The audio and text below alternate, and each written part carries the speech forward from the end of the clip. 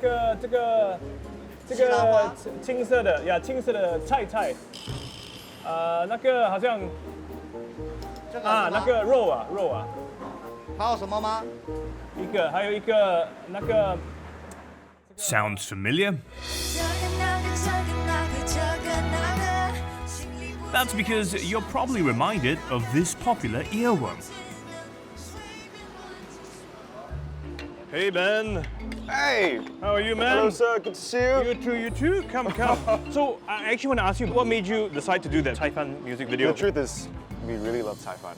And more than that, I think it's the struggle of learning the dishes and ordering. That's why I wrote a song. Okay. It's my form of apology. It is a commentary, obviously, on us being Singaporean Chinese. We still struggle to name the dishes. Well, we all learn our mother tongue for many years. Yeah, we do. Why do you think we're so bad at it? I was born into a non-Chinese speaking family. We're Singaporean. I would say that I am too bad for normal standard. I'm like a C6 for O levels. The only Mandarin exposure I really had since young was my swimming coach, who was from China. So if you talk to me about swimming, I can rattle off in Chinese for hours, but everything else is not up to standard for sure. Because it was a Mandarin-speaking environment. 100%. How do you say freestyle in Mandarin? 接容 Restaurant. 蛙泳 And treading water? 不要死 I don't know what's the answer, but I know it's That's not the Puyas. exact Yeah. scientific term. Yeah. But I do feel like we should endeavor to be better for sure. Yeah. Even simple tasks like ordering my Cai Fan already stretches my Chinese abilities. And I'm not the only one who's struggling with the proficiency of the language. So in this episode of Talking Point, I actually want to find out why we aren't as proficient in our mother tongue, and is there a better way for our kids to learn it?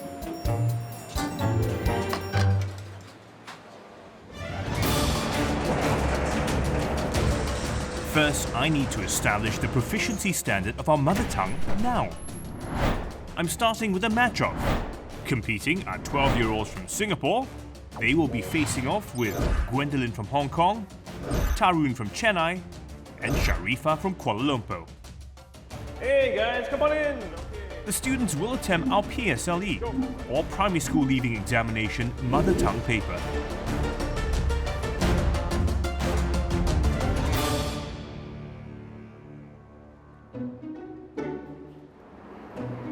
What is this word? This word, I haven't seen it before. Tersengi.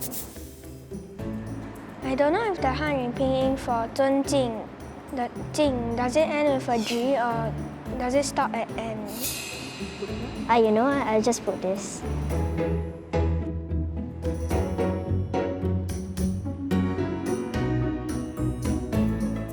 All right, guys, time is up. Hands down.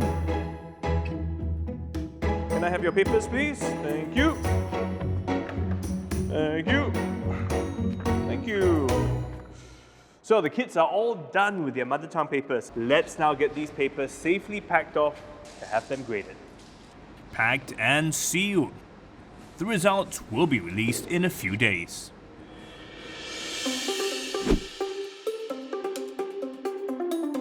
Hey guys, I have your results. Oh. Ta-da! Oh. That's really good. I got 83. I got A1 again. Turns out, our local kids fared better in all the mother tongue papers, which honestly caught me by surprise. So does that mean we're actually more proficient in it than we think? Or is this the reason? There are more than 180 enrichment centres offering mother tongue in Singapore. And sign-up rates at some of them have grown by up to 76% over the past 3 to 5 years.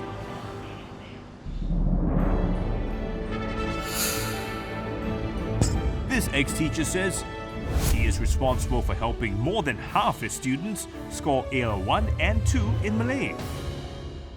My job as a tutor is primarily to prepare them for the exam so that they can score. So it's all about scoring. It's all about scoring. That's what the parents told me. Although my personal task is to make sure that they love the language. But what we are doing now, at the end of the day, their grades matter. Do good grades translate into someone being effectively bilingual? That is a very subjective question. I have children scoring A1 during O levels, but 5 years down the road, they can tell me, I actually forget everything you taught me. Yeah. They say, well, then the A1s, where did they go? I said, no, because I haven't practiced. No, I go to my workplace, nobody speak to me. At home also, nobody speak to me. In the end, I lose it.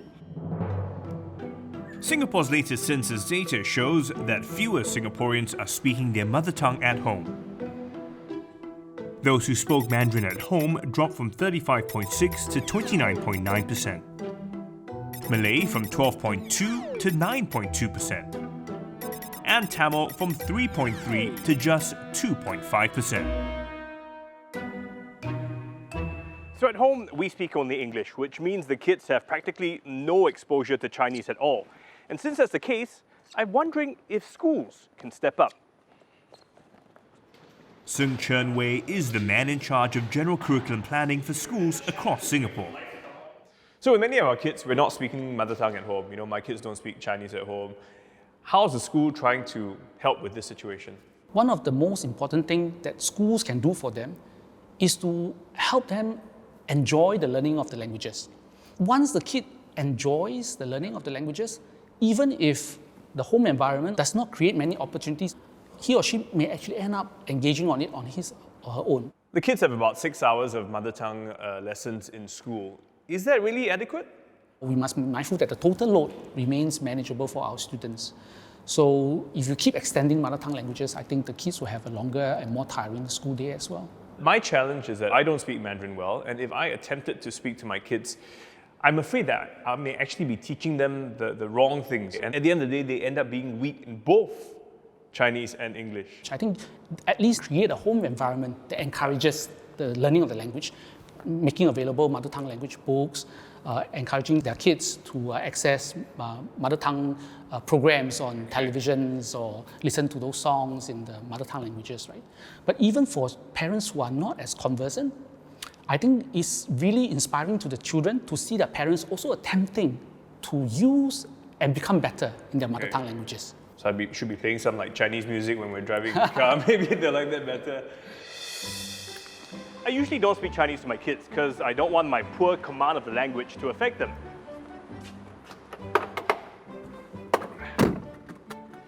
But maybe it's about me showing them that I'm not too old to get better at it. 来吧，我们听华语歌。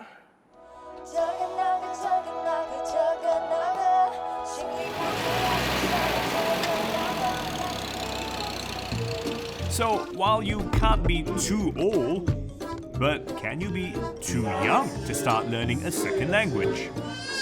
Okay, 要完了，要完了。 Is this the secret to lifelong proficiency?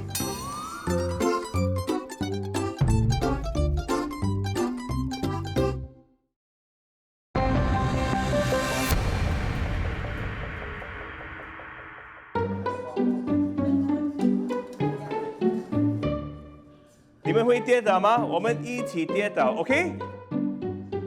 So, how exactly did I end up in this situation? 1、2、3。 Well, I found a learning center that offers Chinese enrichment classes to children less than 2 years old. Can you believe it? So I want to ask you a few questions. 你可能需要跟我讲华语。讲华语啊？对。 Okay. 我想一想。好。这些孩子这么年轻，只是18个月，对。可以学东西吗？ 对对对，其实他们很多孩子都还不会开口，所以其实这也是豆豆班的原因。因为其实有一个研究有指出，一个加拿大的家庭，他们从中国领养孩子到加拿大去，他们在这个过程中大概12年左右，他们都没有学习华语。OK。但是因为他们从前有在中国生活过，所以在听到华语的时候，他们不会觉得它是一种声音，大脑会告诉他，其实它是一种语言。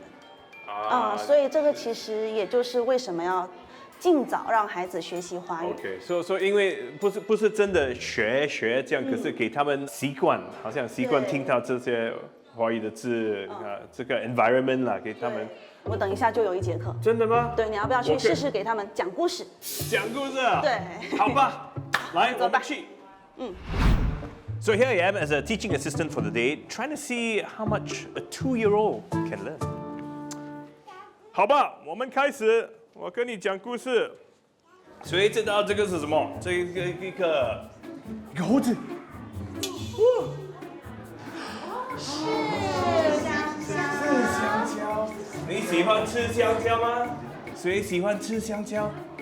你要peel 那个 skin， then 会吃。Then this happens. 快来帮忙吧，我们一起摘。我们一起摘。 To be frank, Zai, Tai, they just all sound the same to me.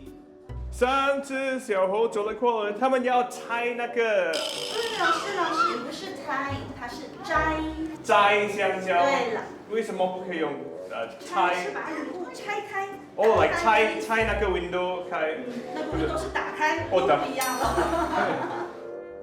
By now, the teacher probably regrets offering me this position. 要完了，所以他们就全部一起可以吃香蕉。香蕉真好吃，谢谢。You know, it's really hard work trying to keep a group of kids engaged for a long time. And I really can't see what these kids who are less than 2 years old can truly learn from a session like that. It's hard to imagine. They are learning something. They are developing their oral language skills. They are trying to pick up new words, and also they are developing their grammar. This is Dr. Sun He. She is so good in Mandarin because her parents spoke the language to her since birth.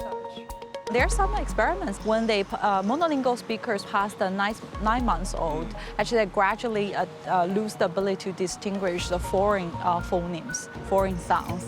Some people argue before age of 4, some will argue before your puberty at the age of 13 and 14. So very different, age range. However, the same similar message, that is, you should acquire a new language at a young age, because then you can easily attain the native-like pronunciation and grammar.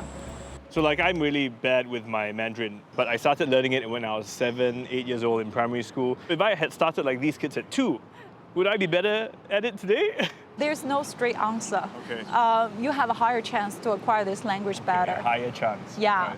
But besides your language environment, another important factor that will influence your learning, your language aptitude, IQ. Yeah. So it seems that when we learn a new language, we also have a language IQ, how fast you can pick up a language. Most people think you can't really change it. You couldn't train it. This is your nature. For some of these children, they could be highly motivated, but still not be very good at the subject. Can be, theoretically, because they can be low in language aptitude. So my standard of Mandarin is disastrous. Could it be due to the fact that I have maybe no aptitude for Mandarin at all?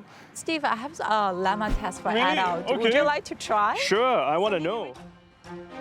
I'm attempting the vocabulary test and have been given 3 minutes to memorize as many characters here.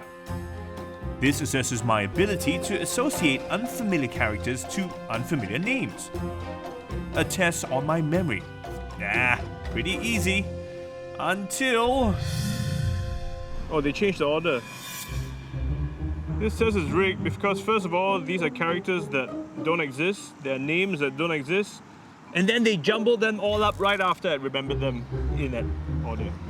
Click for your results. Dun dun dun. The maximum score is 20. Your score was... This test is not a good test of my language aptitude. Because look at me speaking so fluently to you in English. Do it in Chinese. 就是我跟你讲话这么顺，这么容易，这么好像风吹一样。 Steve, you just finished one component of this language aptitude test. I only scored 1 out of 20 for this section on learning new vocabulary, which is relatively low. The system shows me that most people scored a 5. The earlier your exposure to second language, the better you'll be at it. And this critical head start is even more important, especially if your language aptitude is poor like mine. And this leaves me with just one last thing to investigate. How to make the learning of mother tongue more fun. I thought you were studying, but this looks like you're playing a game.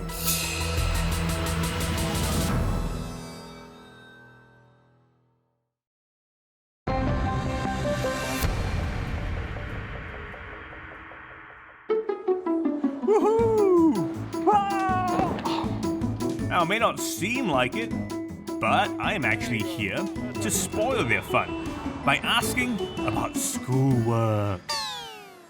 What's your favorite subject in school? English. Arts. What about mother tongue? Do you like that? No. No? Yeah, it's a Why not? It's a tough subject. I don't like mother tongue. Clearly, those kids find mother tongue learning a chore.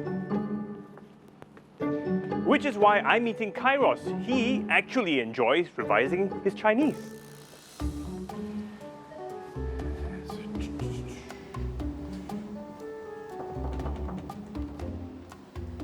Hello, hi, Michael. Hi, Steve. Yeah, I'm here to see Kairos. Oh, Kairos is studying in his room. Oh, really? Yeah, Yes. okay. I jump in and check on him. Sure. Okay, let's check in on Kairos and see if he's really studying.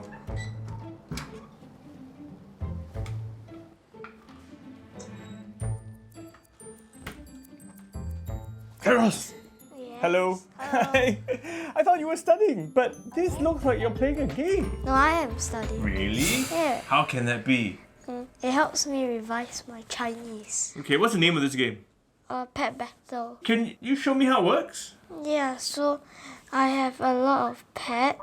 They're on different levels. I'm supposed to use like some of my pets, right, to fight another pet. Let me try. I think it's something high, something. So someone's got. Oh yeah, they all have high. Hiya. Bing Hai Wan. Am I saying it correctly? How would you say it? Bing Hai Wan. Bing Hai Wan. So what happens if you get it wrong?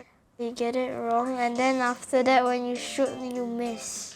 Do you find that you are learning when you're playing this game? Yeah, because every week they like sort of change the questions, like what I learn on the lesson. Hey, Uncle Steve, Yep. why not we play daily challenge and compete against each other? Really? Okay, no problem. I mean, you're only in primary 5, right? Yeah. Okay. Yeah. Okay, you go first. I think it's this one. This is the... I'm not telling you because we're competing. You got it right. In less than 5 minutes, Kairos is all done. The pressure is on me now. Did you just get all 10 correct? Yeah. No problem. I can do this. Okay. I can't even read. Let's just go yellow. Ooh, lucky. Yes! I still don't know what that is, but it was the correct answer. Okay, I'm gonna go with this. Ah! No, it's wrong! With a bit of guessing skills, I managed to score an 8 out of 10. Woohoo! I can see why this game is quite fun, and I'm learning at the same time. Yeah. Do you think, if not for this game, do you think you would not enjoy Chinese so much? Yeah. You think so? Yeah. Yeah. Oh yeah, I think I did. You know, it actually brought back a lot of memories of stuff I learned in primary school. Words which I'd forgotten, I remembered again. And it was actually kind of fun. So I was just thinking if we had stuff like that, it would be so much easier to learn Chinese. Don't have to worry about the what 听写, then 完成文章, then 背的 don't know what 作文, and all that kind of stuff. I'm curious to meet the man who can take the dread away from revising mother tongue. Kids, they love games. We know that kids like Pokemon, and when they complete the pet battle, they get a pet, and then they can just merge it, and it becomes, a stronger pet. So we decided, could we actually create something similar whereby the way they capture pets and level pets is just by answering Chinese questions? When kids actually log in regularly, they naturally improve and then they get more confident, which gives them more interest in the language. Okay, so in a way, this is taking them through a bit of practice. They're answering questions, they're just doing it in a more fun way. Exactly. How do you ensure that the game is challenging enough but yet also fun? Your system needs to be able to adapt to your child's standard while making it fun, of course. So what happens if the child finds a question too easy? That's where your AI engine needs to be smart about it. Kids who are weak at things, you need to scaffold it down. And once they have actually gotten it, you need to scaffold it up so that way you broaden their vocabulary. I think specifically for languages, there is no one-size-fits-all approach. Why aren't we seeing it in more schools? Many teachers still prefer a more traditional approach. But I think we're seeing a definite uptrend in schools using gamification and games, always about striking the balance. You still definitely need to ensure that after they play the game, they are still doing their written assignments. So is there a better way for us to teach our kids their mother tongue? I certainly think so. I mean, more early exposure to learning, perhaps more creative ways of teaching the language, all that will certainly help.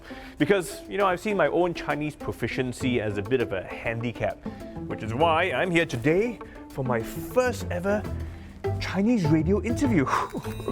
This is going to be exciting. I'm hoping all those Chinese songs I've been listening to in the car will actually help. Let's find out.